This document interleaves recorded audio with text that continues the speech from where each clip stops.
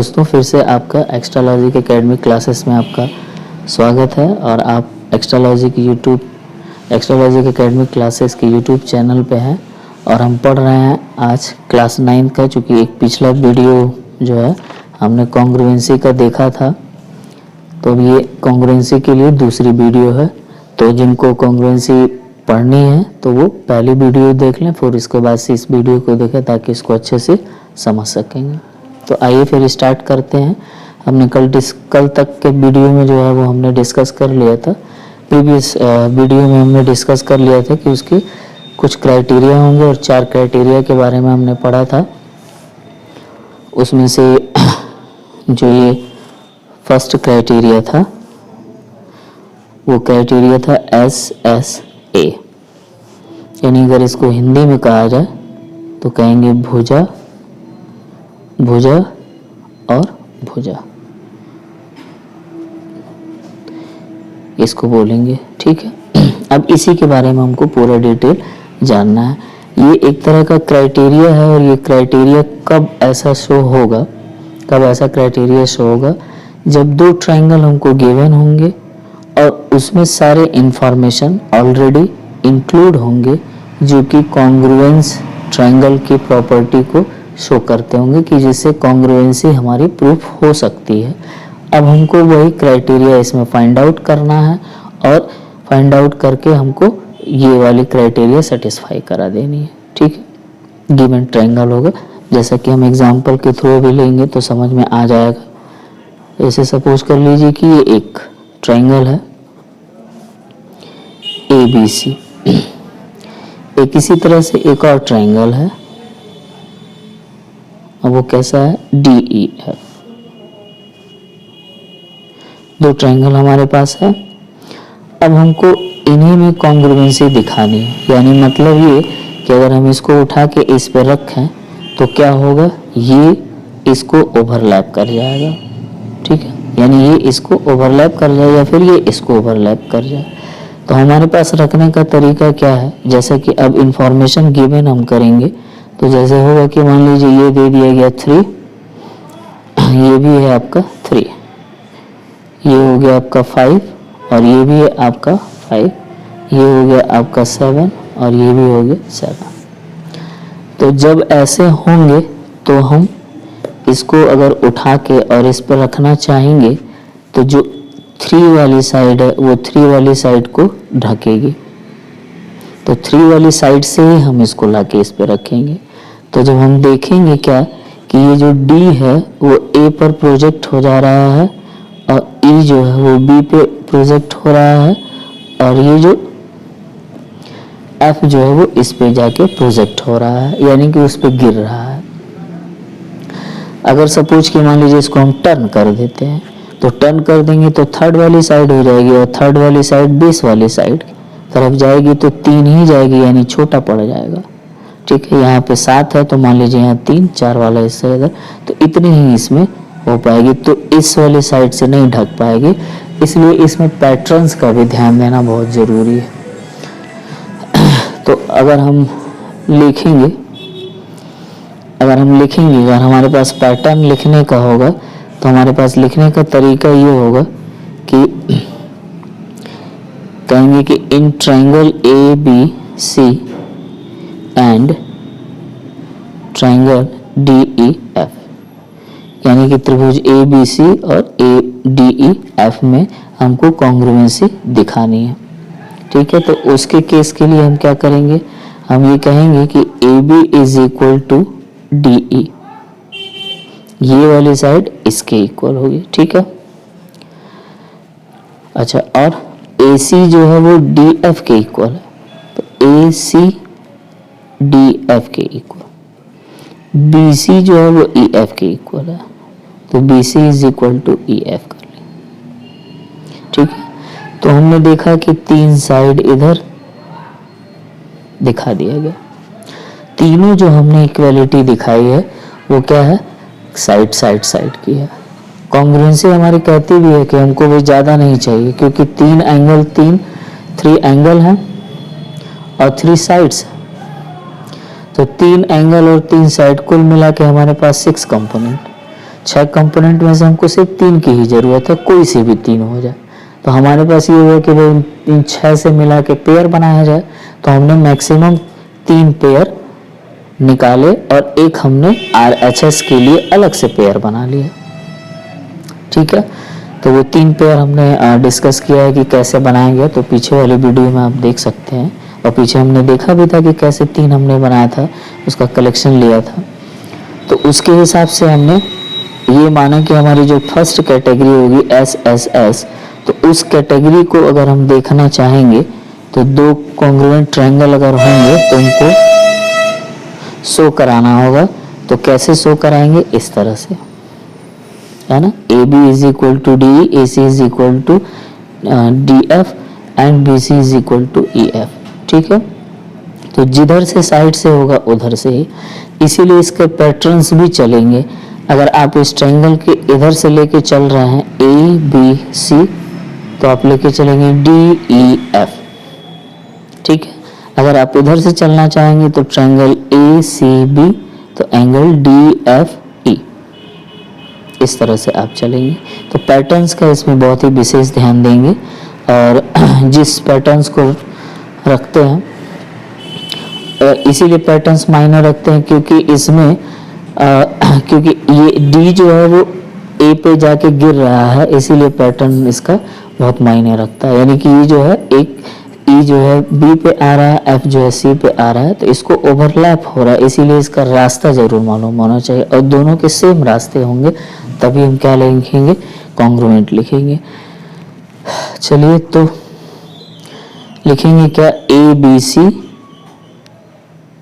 Congruent. ऐसे 3 शब्दों का ऐसे इस्तेमाल करते हैं, ऐसे 3, ऐसे जैसे देखने में लग रहा है कि 3 लाइन है, लेकिन 3 नहीं है, दरअसल वो 2 ही ऑपरेटर है। एक ये इक्वल टू का ऑपरेशन है और एक ऐसे वाला है, लेटा हुआ S, सोया हुआ S।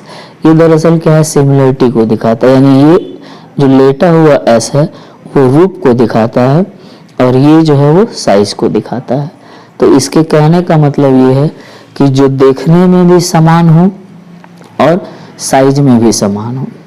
ठीक है, तो इसीलिए हम इस सब इन दोनों ऑपरेटर का यूज करते हैं। तो triangle ABC congruent triangle DEF, इसको कॉन्ग्रुएंट पढ़ते हैं। मैंने आपको बता दिया कि ये जो कॉन्ग्रुएंट शब्द है, यानी कॉन्ग्रुएंट का जो साइन है वो 2 साइन से बना है, एक ये साइन और एक ये साइन।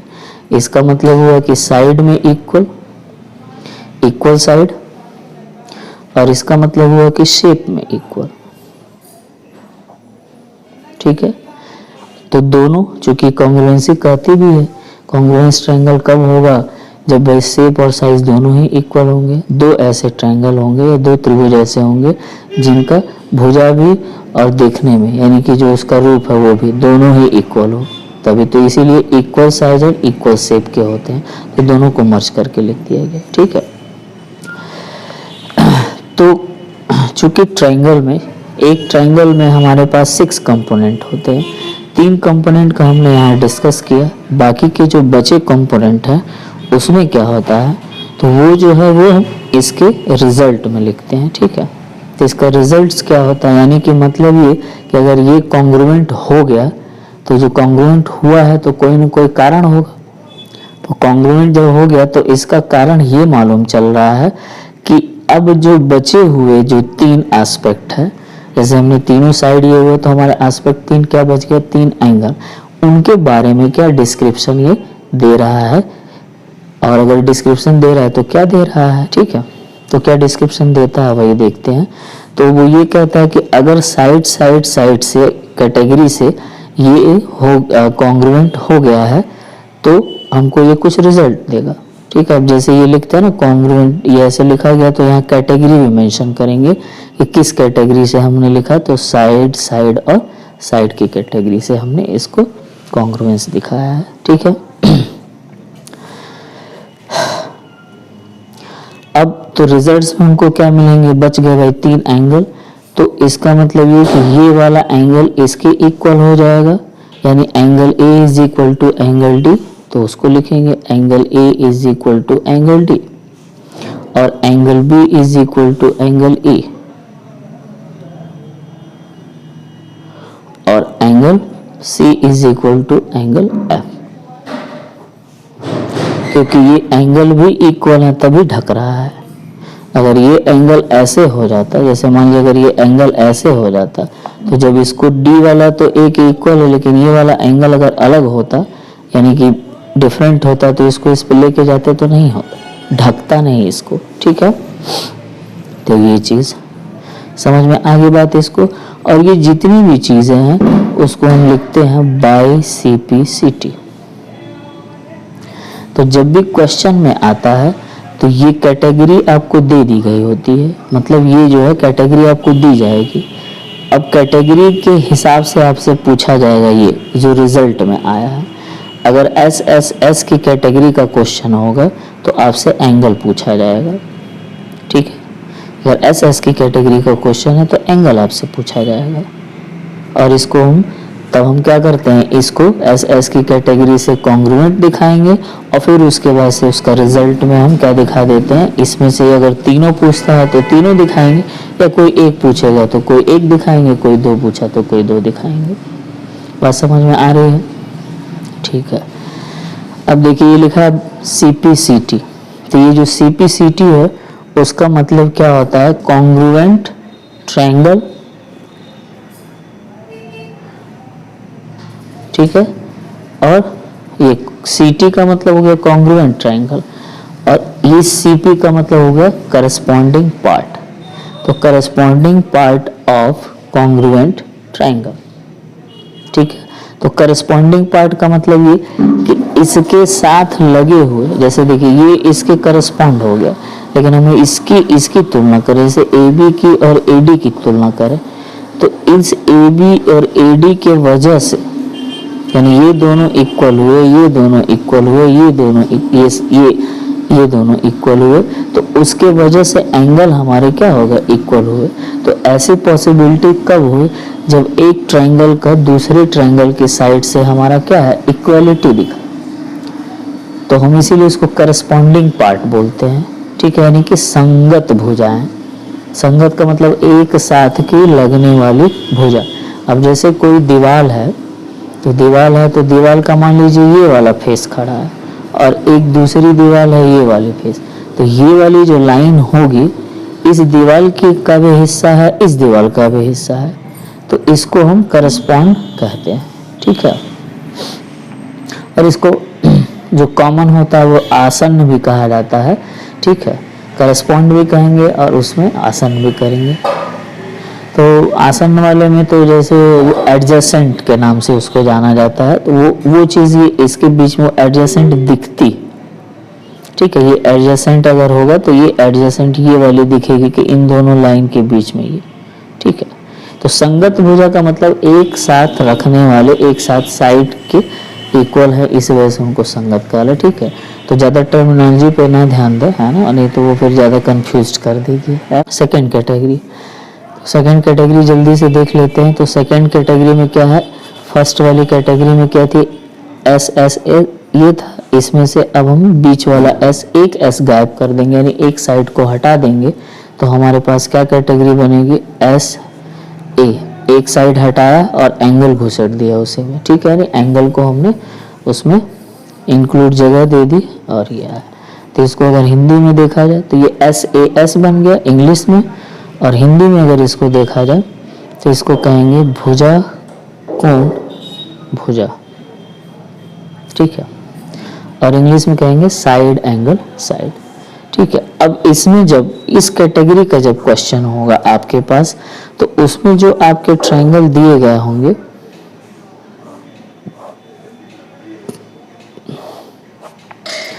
तो उसमें जो ट्रायंगल दिए गए होंगे, जैसे ये ट्रायंगल ABC और ट्रायंगल DEF, दो ट्रायंगल, इन दोनों का हम कंपैरिजन करेंगे।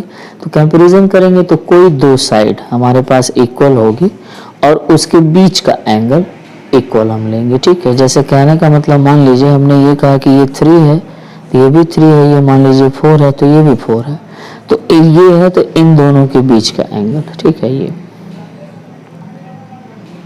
बात समझ में आ रही है, तब जाके ये हमारा क्या हो जाएगा, साइड एंगल साइड हो जाएगा। ठीक है, तो अगर हम बात करें कि इन triangle A B C and triangle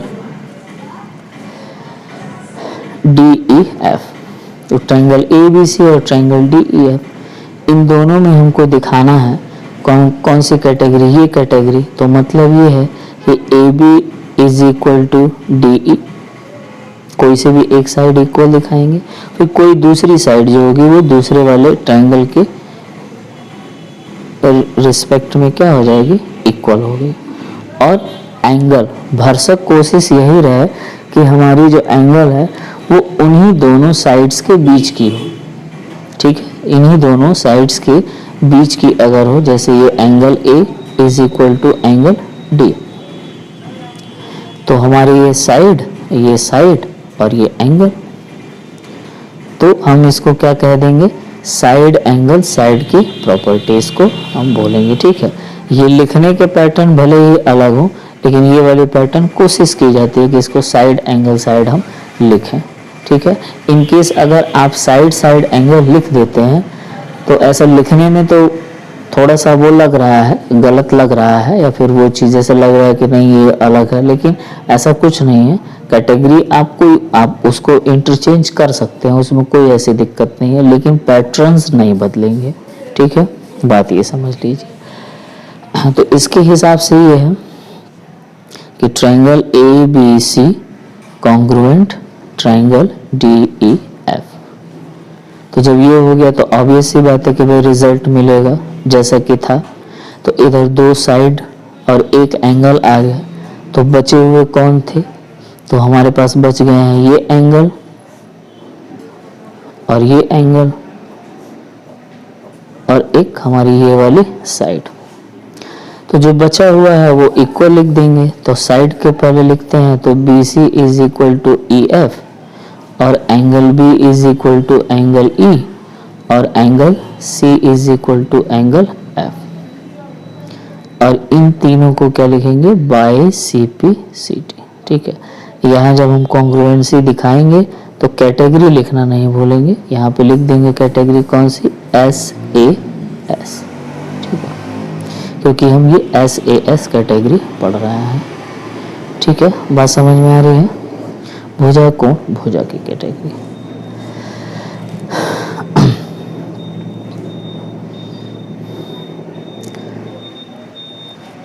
तो अब देखिए यहाँ पे थर्ड वाला हमारे पास क्या कहता है, थर्ड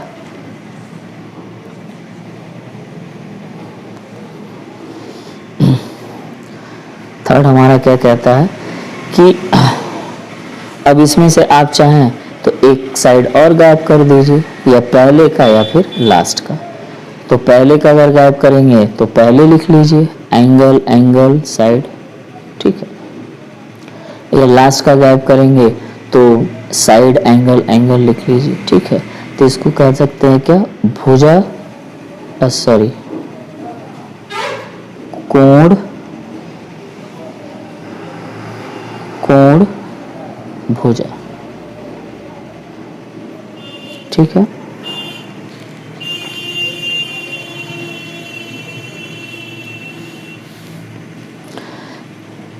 तो अब जैसे ये लिखा ना एस ए एस, दोनों साइड की तरफ एक एंगल कर दिए, तो इस वाले को और बेहतर अगर लिखना चाहेंगे तो हम इसको क्या करेंगे, दोनों एंगल को साइड में रखेंगे, और मतलब दोनों एंगल को किनारे पर रखेंगे और साइड को बीच में रखेंगे।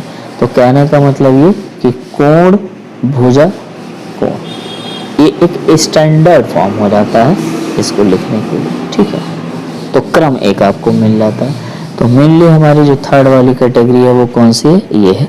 ये भी सही है, गलत नहीं है, लेकिन ये है कि वो थोड़ा देखने में उस तरह से नहीं लगे, क्योंकि हम जिस पैटर्न पे काम करेंगे तो हमारी कैटेगरी अगर उसी पैटर्न के नाम से हो तो वो और जल्दी इजीली समझ में आता है, ठीक है।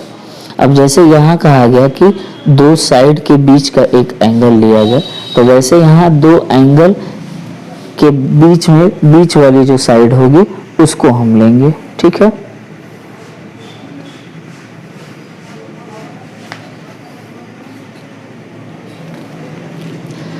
तो जैसे कहने का मतलब ये है कि मान लीजिए एक इस तरीके का आपके पास ABC एक ट्रायंगल है और फिर एक और ट्रायंगल है DEC, ठीक है।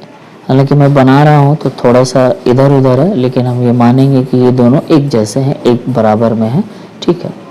अब मान लीजिए मैंने ये कहा कि ये जो B है वो E के इक्वल है और C जो है वो F के इक्वल हमको दिख रहा है, और एक ये वाली जो साइड है इसके साइड के इक्वल दिख रही है। क्वेश्चन में अगर आपको इस कैटेगरी पे क्वेश्चन देगा तो आपसे यही क्वेश्चन देगा कि ये कहेगा कि भाई दो एंगल, ये इसके इक्वल, ये इसके इक्वल और ये इसके इक्वल, वो ऐसा दिया होगा। आपको फाइंड आउट करना है कि कहाँ दिया गया है, और जैसे ही फाइंड आउट कर लेंगे आपको तुरंत कॉन्ग्रुएंसी देखने को मिल जाती है, ठीक है।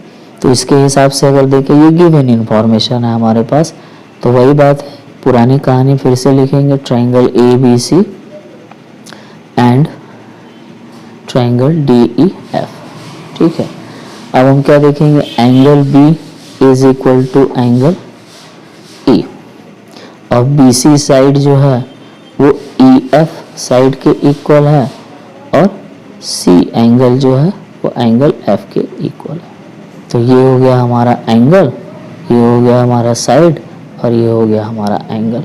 तो इसके हिसाब से हमारे पास जो कैटेगरी बनती है उसके लिए हम क्या लिखेंगे, तो ट्रायंगल ABC कॉन्ग्रुएंट हो जाएगा ट्रायंगल DEF, और वो किस कैटेगरी के हिसाब से होगी, आपकी कैटेगरी ASA, ठीक है। ये आपकी कैटेगरी होगी। और जब कैटेगरी इस कैटेगरी से कॉन्ग्रुएंट हो गया तो फिर वही बात, मेरा यही कहना है कि जब कॉन्ग्रुएंट एक दूसरे के कॉन्ग्रुएंट है तो वो कोई ना कोई, यानी दो ट्रायंगल अगर एक दूसरे के कॉन्ग्रुएंट है तो वो कोई ना कोई रिजल्ट जरूर देते हैं, क्योंकि हम कॉन्ग्रुएंसी के लिए सिर्फ 3 ही एस्पेक्ट लेके चलते हैं, बाकी 3 को छोड़ देते हैं। और हमारे पास ट्रायंगल में क्या है, 6 है, 3 भुजा यानी 3 साइड है और 3 कोण है, तो 3 एंगल्स हैं। तो इनको अगर लेके चलेंगे तो बाकी के बचे हुए हम किस में लिखते हैं, रिजल्ट में लिखते हैं। तो ये एंगल B आपने लिया, इधर FB ले लिया, तो बचा हुआ एंगल कौन सा है, D और A, तो हम इसको लिख देंगे angle A is equal to angle D। और क्या रहेगा हमारा साइड, तो AB is equal to DE। देखिए हमारा इस पैटर्न से, इधर के पैटर्न से हमारा ये कॉन्ग्रुएंट है, इस वजह से AB जो है DE के इक्वल हो जाएगा। अगर यही वाली इस वाले पैटर्न से ऐसे होता तो हमारा इधर से हम लिखते इसको, ठीक है। तो पैटर्न का इसमें ध्यान देना है। अभी इस पे एक एग्जांपल लेंगे तो आपको समझ में आ जाएगा। तो triangle A is equal to triangle B, triangle कह रहा मतलब एंगल A और एंगल D इक्वल हो गया, एंगल B AB जो है एंगल कह रहे हैं साइड AB जो है वो DE के इक्वल हो गया। अब बच गई है एक और साइड, तो वो हो जाएगा AC is equal to DF, ठीक है। तो ये आपके रिजल्ट में हो जाएंगे, और इनमें से कोई एक, कोई दो या फिर सबको CP/CT लिखेंगे, कॉन्ग्रुएंट ट्रायंगल पार्ट ऑफ, मतलब corresponding part of congruent triangle, ठीक है। ये इसका फुल फॉर्म होता है CP/CT का। तो ये ठीक है। तो ये 3 बेसिक्स, एक जो अलग केस वाला है जिसको हमने कहा था कि वो राइट एंगल ट्रायंगल के बेसिस पे है, तो उसकी बात अगर हम करें तो अगर उसकी बात की जाएगी तो देखिए 4th वाला जो आएगा उसी को बोलेंगे क्या, RHS, ठीक है। इसको राइट हैंड साइड नहीं समझेंगे, इसको समझेंगे right angle hypotenuse and side, ठीक है। यानी कि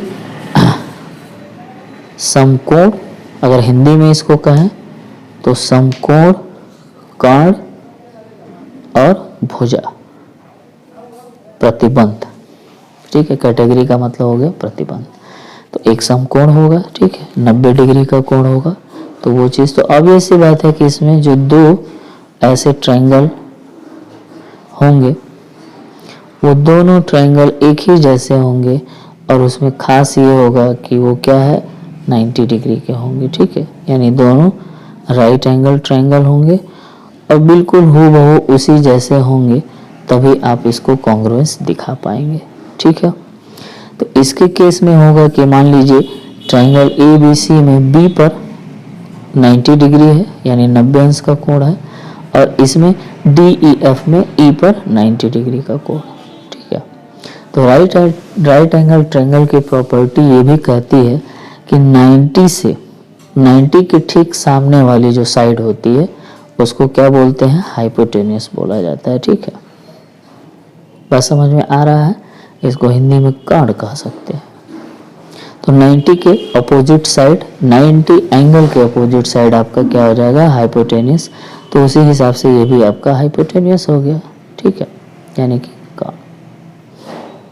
समझ में आ गई बात। बाकी की ये दोनों साइड आपके रह जाते हैं। तो ये साइड लिखा है तो इस साइड का मतलब ये या तो ये साइड या फिर ये साइड, कोई एक। ठीक है, तो मैं मान लेता हूं कि ये हाइपोटेन्यूस इस हाइपोटेन्यूस के इक्वल है और ये वाली जो साइड है इस वाली साइड के इक्वल है। नीचे वाले भी आप ले सकते हैं, लेकिन कैटेगरी में जो आपको दिया गया है क्वेश्चन में उसमें ये तीन चीजें तो मिलेंगी ही मिलेंगी। ठीक है, तीन तो मिलना ही मिलना है, इसलिए आप लिखेंगे फिर से वही triangle A B C and triangle D E F. तो उसमें जब दिखाएंगे तो आप दिखाएंगे क्या, पहले राइट एंगल, तो angle A B C angle D E F और ये क्या लिख देंगे 90 डिग्री, यानी मीन्स दैट राइट एंगल। ठीक है, अब हमारे पास क्या है, अब हमको एक हाइपोटेन्यूस दिखाना, एक हाइपोटेन्यूस का मतलब हाइपोटेन्यूस दिखाना है। तो इसमें AC हाइपोटेन्यूस है वो इज इक्वल टू, यानी दिया गया होगा DF के इक्वल, तो यहाँ पे दिखा देंगे और इसको H लिख देंगे, हाइपोटेन्यूस लिख देंगे। और फिर हमारे पास बच जाता है एक साइड, तो वो उसको लेना है, तो AB जो है वो DE के इक्वल होगा। तो जब ऐसा होगा तो हमारे पास एक साइड आ जाएगी। इस कैटेगरी के हिसाब से अगर हम देखें तो ट्रायंगल ABC यानी राइट एंगल ट्रायंगल कॉन्ग्रुएंट होगा ट्रायंगल DEF के। ठीक है, और ऑब्वियस सी बात है कि जब ये कॉन्ग्रुएंट है तो ये भी आपका क्या होगा, एक रिजल्ट देगा। ठीक है, और इसके वही रिजल्ट जो बचे खुचे हैं वही वाले इसके क्या हो जाएंगे, रिजल्ट्स हो जाएंगे। तो इसमें हम रिजल्ट्स को देखने के लिए तीन चीजें इसमें लगाई गई हैं। तो तीन चीजें यानी क्या रह गई हैं, जैसे ये वाली एंगल इस एंगल के इक्वल हो जाएगी, ये वाली एंगल इस एंगल के इक्वल हो जाएगी, और जो बची हुई साइड है ये वाली वो इसके इक्वल हो जाएगी। ठीक है, ये रेस्ट वाली साइड बाद वाली। ठीक, तो फटाफट हम लिख सकते हैं angle A is equal to angle D और angle C is equal to angle F और BC is equal to EF। ठीक है, तो मुझे लग रहा है जहाँ तक कि अब इतनी सारी जानकारी लेने के बाद मुझे लग रहा है कि सारी कैटेगरी, लग रहा है कि आपको पूरी बात जो है अच्छे से समझ में आ गई, अब कोई डाउट नहीं रह गया है। ठीक है, अगर मान लीजिए डाउट होगा तो बताइएगा। ठीक है, कमेंट कर दीजिएगा नीचे, मैं उस हर एक कमेंट का जवाब देता हूँ और मैं ज़रूर। तो एक एग्जांपल के लिए हम देखेंगे ये वाला क्वेश्चन, जिसमें ट्रायंगल ABC दे रखा है और AB की वैल्यू 3 है, AC की वैल्यू 5 है और BC की वैल्यू 9 है।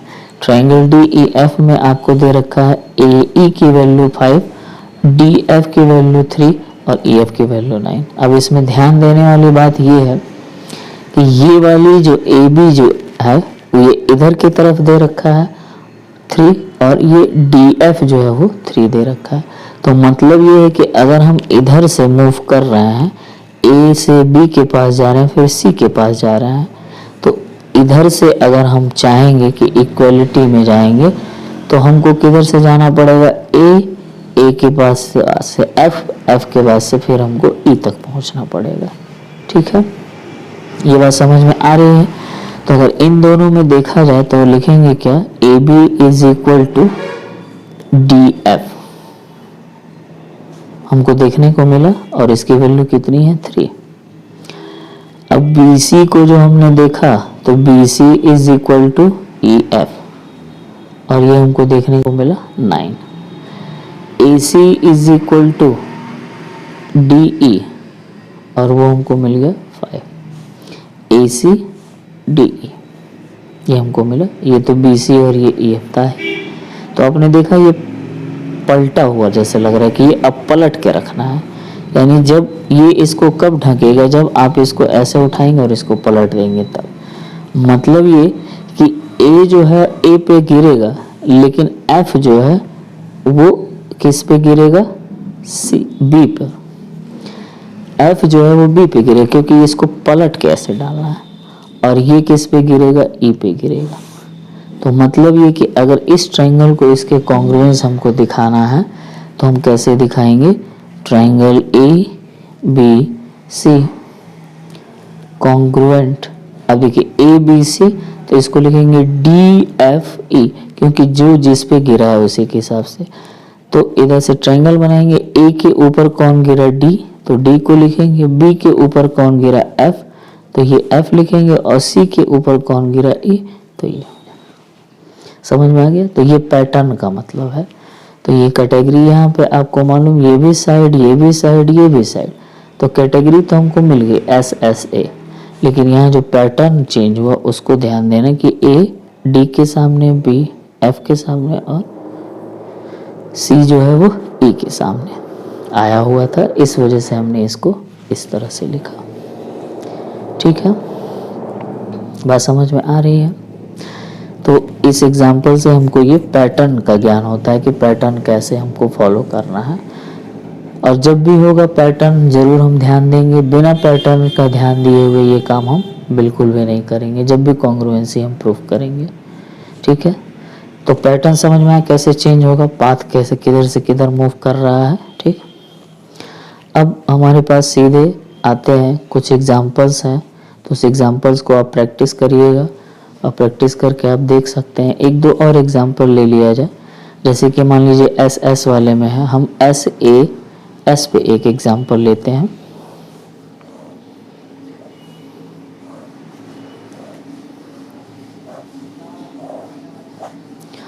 तो ये ABCDEF। अब मान लीजिए ये हमारा हो गया 7, ये भी हो गया 7। ठीक है, थोड़ा बड़ा बन गया है लेकिन चलेगा। ठीक है, और ये हो गया आपका 9, ये भी हो गया 9। ये दे रखा है 50 और ये भी 50। तब है ना, अगर मान लीजिए यही इधर होता, 7 इधर और 9 इधर, तो इसको पलट के फिर उसके बाद से रखते, तो हम इसमें क्या देखेंगे। अब यहाँ जब देखेंगे तो होगा क्या, AB इज इक्वल टू है DE के, जो कि 7 दिया गया है। अब जो भी यूनिट्स दी गई होगी, ये क्या हो गया आपका साइड। अब ये एंगल दिए गए तो ऐसे लिखाएंगे B, तो अब BAC, तो BAC, तो जिस इधर से आपने लिया 7 वाले की तरफ से, तो आप यहाँ से 7 वाले से ये E को उठाएंगे, एंगल EDF ऐसे उठाएंगे। ठीक है, और ये कितना है, 50 डिग्री दे रखा है, ये हो गया आपका एंगल। और साइड अब ये DF, तो DF AC, तो AC is equal to DF, और वो दिया हुआ है 9 यूनिट, तो इसके हिसाब से ये हो गया S। तो SAS की प्रॉपर्टी से आप लिख सकते हैं triangle ABC congruent triangle DEF। ABC 7 वाले से होके गए, और इसमें DEF इसमें भी 7 वाले से होके गए। ठीक है, तो जो पैटर्न है इसमें वही पैटर्न इसमें। कैटेगरी आपकी क्या हो जाएगी, SAS। ठीक है, क्लियर है। अब उसी तरह से अगर थर्ड वाले के लिए एग्जांपल लिया जाए, थर्ड कैटेगरी, जैसे एंगल, साइड, एंगल, इस वाली कैटेगरी का एग्जांपल लें तो भी हमारे पास 2 ट्रायंगल बनेंगे ऐसे। दोनों इक्वल हैं, आप समझेंगे ऐसा। तो अब इसमें क्या एंगल ये, जैसे मान लीजिए मैंने कह दिया 50, ये भी आपका हो गया 50, ये हो गया आपका 60, ये भी हो गया आपका 60, और ये मान लीजिए दे दिया गया 5 यूनिट, और ये भी हो गया 5 यूनिट। ठीक है, एंगल ट्रायंगल है हमारे पास ABC और दूसरा ट्रायंगल है हमारे पास DEF। इन दोनों में ये हमारे पास गिवन इंफॉर्मेशन है। तो फिर हमको क्या हुआ, कैसे, ये इसके इक्वल है, यानी कि B जो है angle B is equal to angle E इस दोनों ट्रायंगल में। ठीक है, यहाँ ऊपर हर उसमें ऊपर लिखते जाएंगे in triangle ABC and triangle EDC। एक लिखने का मैं पूरा पैटर्न आपको बताऊंगा कि किस तरीके, पूरा थॉरोली मैं लिखवाऊंगा कि कैसे किसी क्वेश्चन को प्रूफ करना है, तो उसमें पूरी डिटेल कैसे लिखते हैं क्वेश्चन। जो एक प्रैक्टिस हो जाएगी तो आप बार बार उसको लिखते रहेंगे। ठीक है, तो इसमें देखा जाएगा तो angle C is equal to angle F। अब देखिए वैसे इस तरह से शॉर्ट लिखना तो ज़्यादा सही नहीं है, लेकिन चूंकि ये इंडिविजुअली दिख रहे हैं इस वजह से हम यहाँ पे यूज़ कर ले रहे हैं, नहीं तो इसको डिटेल लिखना चाहिए, क्योंकि इस B का जो रूट है वो ABC है कि CBA है, ये हमको क्लेरिफाई करना पड़ेगा। ठीक है, तो हमको रूट यहीं से दिखेगा ABC, तो अगर आप चाहेंगे तो ये ABC यहाँ लिख लें ताकि क्लेरिफाई हो जाए, और यहाँ DEF हो जाएगा। C के लिए ACB, तो ACB, और F के लिए आपको DFE लिखना पड़ेगा, तो रूट बिल्कुल डिफाइंड होना चाहिए। ठीक है, इन तीनों में जो बीच वाला होता है वही एंगल को शो करता है, तो इस वजह से हमने यहाँ से दिखा दिया दोनों एंगल। अब BC जो है वो किसके इक्वल हो गया है, EF के इक्वल हो गया है, तो ये आपका एंगल हो गया, ये आपका साइड हो गया, ये आपका एंगल हो गया। ठीक है, तो हमारा ट्रायंगल क्या हो जाएगा, ABC कॉन्ग्रुएंट ट्रायंगल DEF, और कैटेगरी किस कौन सी कैटेगरी हो जाएगी, ASA। ठीक है, बात समझ में आ रही है, तो ये चीज़ हम इसमें ध्यान जरूर देंगे। ठीक है, तो ये तीनों चीज़ों का हो गया एग्जाम्पल। RHS का भी सेम वही एग्जाम्पल है, जैसे कि मैंने बताया कि एक्चुअल में जो RHS है, RHS जो है वो एक्चुअल में क्या है, SAS ही है, क्योंकि R फॉर एंगल और H फॉर हाइपोटेन्यूस यानी वो साइड है, और एक उसमें साइड है। तो RHS मेरे हिसाब से जो लगता है वो दरअसल कुछ और नहीं है, वो बस यही है, इसी का समझिए भाई है। लेकिन बस क्या है कि ट्रायंगल जो है ये किसी भी ट्रायंगल के लिए दिखाया जा सकता है, इसमें हमारा स्पेसिफिक हो जाता है कि एक राइट एंगल ट्रायंगल होगा, यानी कि एक समकोण त्रिभुज होगा। ठीक है, बात समझ में आ रही है। तो आज की वीडियो में बस इतना ही, फिर मिलते हैं नेक्स्ट वीडियो में। उम्मीद करता हूँ कि आपको बहुत अच्छे से समझ में आया होगा। सपोर्ट करिए, लाइक करिए, सब्सक्राइब करिए। अगर आप यूट्यूब चैनल पर नए हैं तो चैनल को बार बार विजिट करिए। Thank you very much.